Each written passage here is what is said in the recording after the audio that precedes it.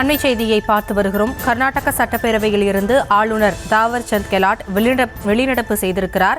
கர்நாடக அரசின் உரையில் மாற்றங்கள் செய்து வாசிக்க இருந்த ஆளுநருக்கு எதிர்ப்பு தெரிவித்து காங்கிரஸ் எம்எல்ஏக்கள் முற்றுகையிட்ட அந்த காட்சிகளையும் பார்த்து வருகிறோம். இது தொடர்பான விவரங்களோடு இணைகிறார் எம்முடைய செய்தியாளர் மதியழகன். முழு விவரங்களை பதிவு செய்யலாம். ஆண்டினுடைய முதல் கூட்டம் அனைத்து மாநிலங்களிலும் தொடங்கி இருக்கிறது. வழக்கமான மரபுப்படி ஆளுநர் உரையுடன் அனைத்து மாநிலங்களிலும் அந்த ஆண்டின் முதல் கூட்டத்தொடர் தொடங்கப்படும். அந்த வகையில் தமிழ்நாட்டில் ஆண்டின் முதல் கூட்டத்தொடர் ஆளுநர் உரையுடன் தொடங்கப்பட இருந்தது. ஆனால் ஆளுநர் அவையிலிருந்து வெளிநடப்பு செய்ததை அடுத்து சபாநாயகரே அந்த உரையை வாசித்தார்.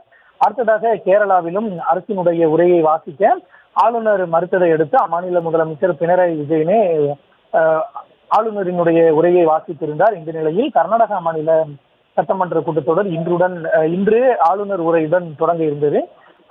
அரசு தயாரித்து அனுப்பிய அறிக்கையில் சில மாற்றங்களை செய்ய வேண்டும் என அம்மாநில ஆளுநர் தாவர் சந்த் கெலாட் கோரிக்கை விடுத்திருந்தார். அதாவது மத்திய அரசுக்கு எதிரான கருத்துக்கள் இடம்பெற்றிருப்பதாகவும் அதனை நீக்க வேண்டும் என்றும் அவர் கோரிக்கை விடுத்திருந்தார். ஆனால் அது நீக்கப்படாது என்று அரசு சார்பில் தெரிவிக்கப்பட்டது. இதனைத் தொடர்ந்து கூட்டத்தொடரை ஆளுநர் புறக்கணிக்க இருப்பதாக தகவல்கள் எல்லாம் வெளியாகி இருந்தன.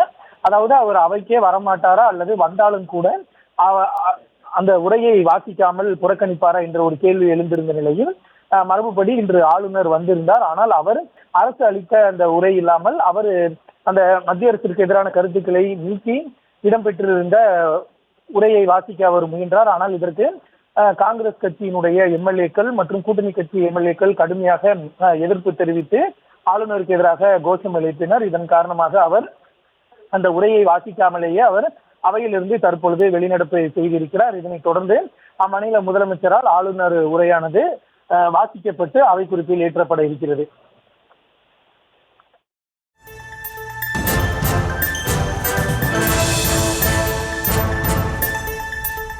விவரங்களுக்கு நன்றி மதி.